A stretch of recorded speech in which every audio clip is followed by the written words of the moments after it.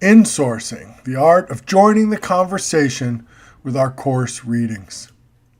You're going to need a couple things to get the most out of this video lecture, so please make sure you have your rubric, the sample essay, and a copy of your own draft handy so that we can stop the video at various times and look at those pieces and give you a chance to, while you're watching the video, work with the material.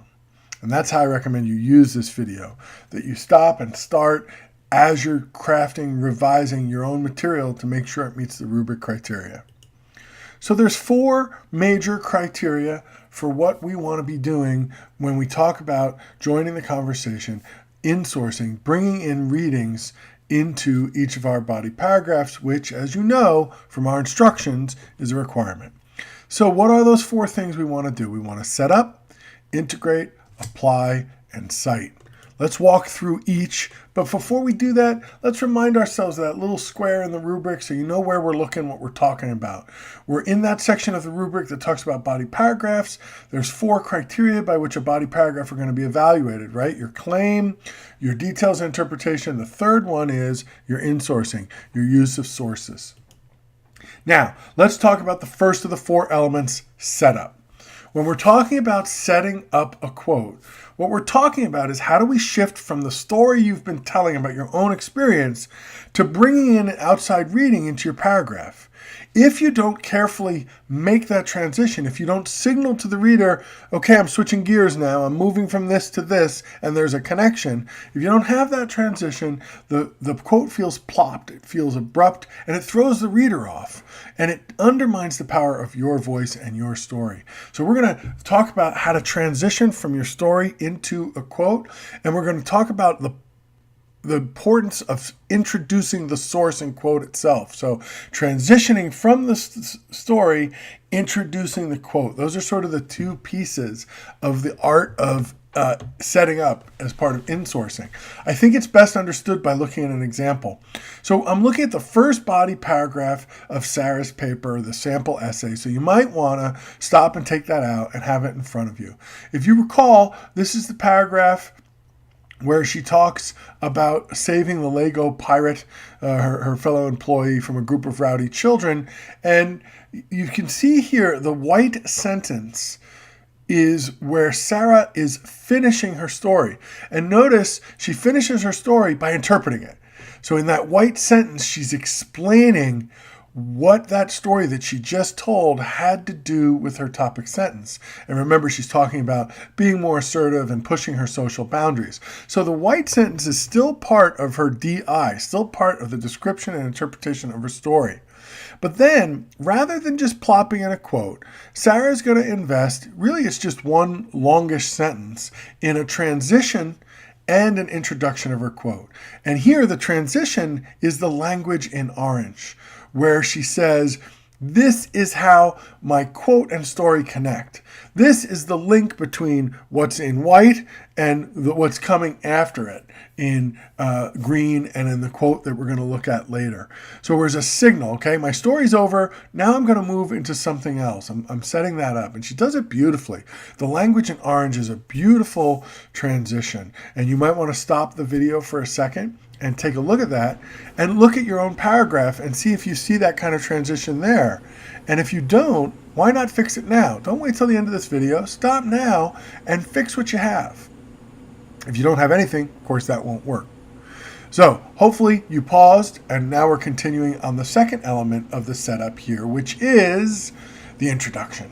And you can see in that green the green phrases is where Sarah introduces the new text. So orange transitions from her story, green introduces the new story. So she doesn't just say, according to Keisha Lewin, and she doesn't say, as stated by Keisha Lewin, or McDonald's worker Keisha Lewin states. She stretches it out.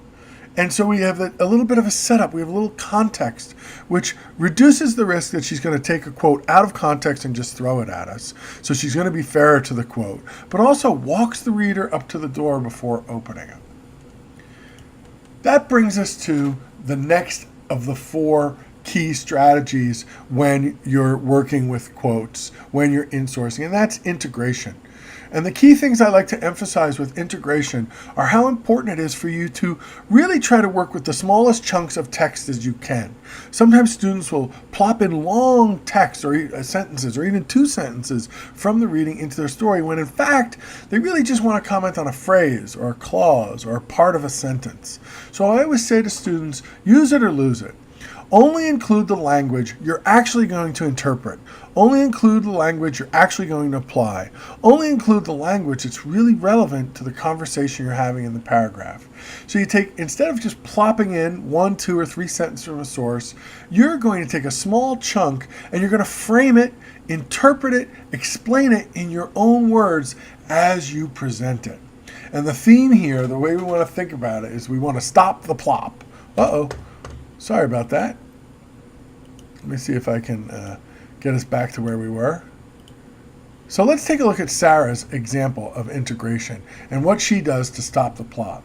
This is a really savvy use of small chunks, and you'll notice she uses 2 small chunks quoted from the same page. I think it's even the same sentence from her source, but she introduces it and frames it in between with language that is hers. So despite the difficulties, or perhaps because of them, she feels that's Sarah's language. Then the quote, grateful to McDonald's, end quote, just 3 words. Then again, her language, forgiving her and many others the experience needed. And again, the quote, before getting to a good job, a better job. So she's using short quotes, framed, introduced, interpreted by her own language. Notice the use of the parenthetical getting in there. That word wasn't in the actual quote, but she needed it for the quote to flow. So she really does a very good job of a smooth and sophisticated integration of quote language. Again, I want to encourage you to stop the video here and compare Sarah's approach to your own. Are you plopping in text, or have you set it up like this? Would a technique like using parenthetical language in the quote so you can introduce your own words so the quote flows better work? That parenthesis said, this isn't Sarah's language, this is mine, but it helps make my sentence flow. So take a look at this and see if any of these strategies could work for you. Stop the video if you can and look at what you've got so far. So hopefully you're back after you stop the video, and we're going to move on and look at applying. This is the most important and probably for many of you newest element of working with quotes. It's really important to talk about the quote after you've presented it, to connect it back to the story that you've discussed in your details and interpretation, to link it back to your claim or your reason for work. You might want to think of the question that I have up on the screen here. What's the relationship between the ideas in your quote passage and the reason for work you identify in your claim? In essence, you're trying to explain why are you turning to this source in your paragraph so the reader understands why was that there? Why did she suddenly or he suddenly bring in this quote? How does it fit with the larger argument? And you do that by applying it back to your own story and your own claim. So let's see how Sarah does it. These are the sentences that follow the one we just saw. And again, we're still looking at body paragraph 1. Not paragraph 1, body paragraph 1.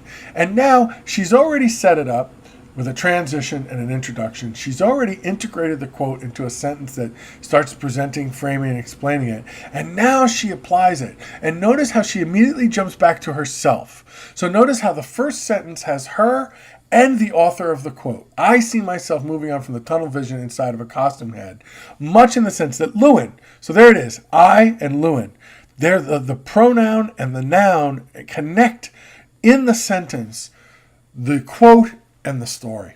It's really nicely done. And she doesn't leave it there. I love that Lewin believes herself capable of more than a life of doling out fries. I love that.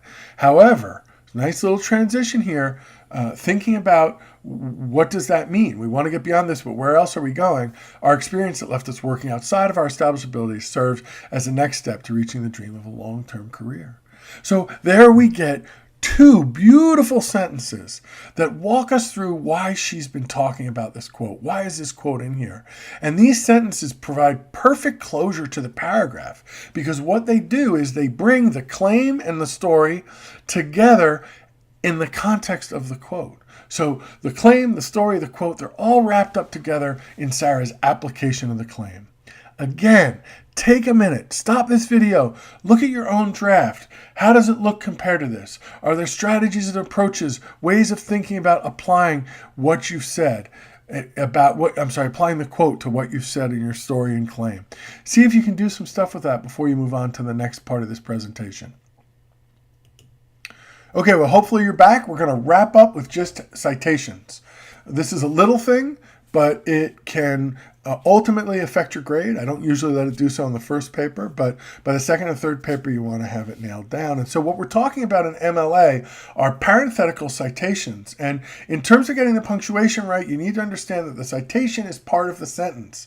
So the period always has to come after the citation, never before it.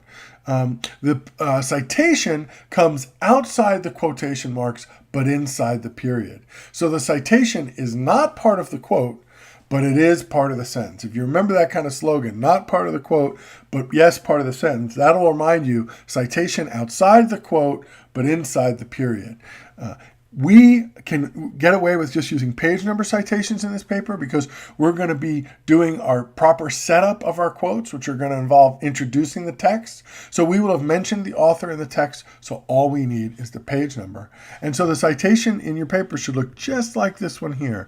You've got a quote, then you've got quotation marks, parentheses, just the page number, and the period outside.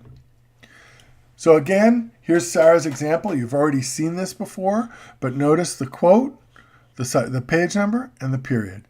Nice, simple citation. That's all she needs because she's already mentioned Keisha Lewin, the author of this interview, the speaker in this interview, in the body of the paragraph. So now it's your turn to try. Using this video, using the rubric, using Sarah's sample essay, work on expanding the section of your paragraphs that works with the readings. Look at setting it up by transitioning from the story and introducing the new quote. Look at integrating short chunks framed in your own language into the paragraph. Look at applying the quote to your claim and your story as a way of explaining how all these things tie together. And don't forget to cite properly. What you will soon find is that not only is connecting to the readings fun and interesting, but it actually gives you a very good way to take what can feel like a short and compressed paragraph and expand it into something that fully explores your ideas. And it really is a lot easier to do than it sounds at first. Get in there and take a whack at it, and I think you'll see what I mean. Thanks for your time.